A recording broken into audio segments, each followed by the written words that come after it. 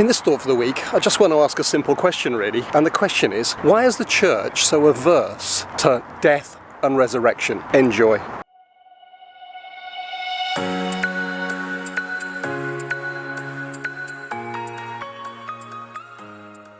One of the things I've really enjoyed over the past year is the changing of the seasons.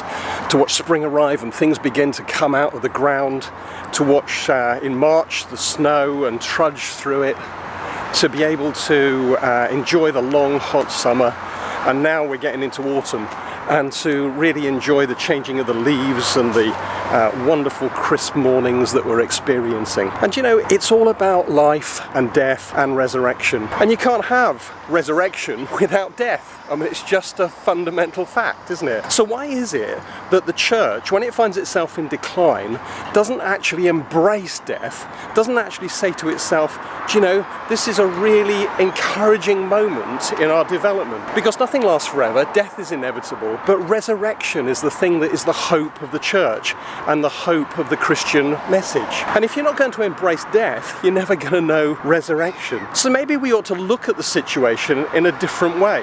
Maybe rather than treating decline as some disaster, we ought to begin to ask ourselves, what is it that God has in mind next?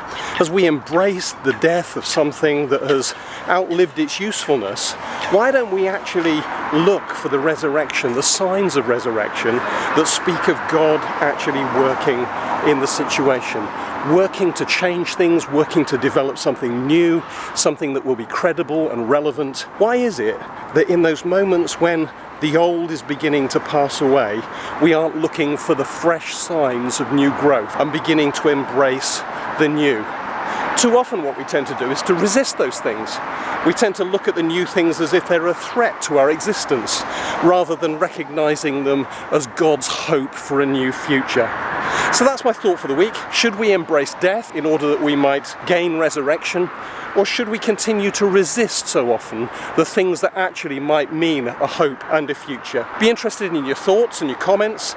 And as you look at the state of the church that you're serving and the church generally, do you think that we're in a place of decline, or do you think God is just preparing us for resurrection? If you've enjoyed this video, then give us the thumbs up and press that like button. If you think others might find it helpful and stimulating, then share it with them. And we'd love for you to follow us.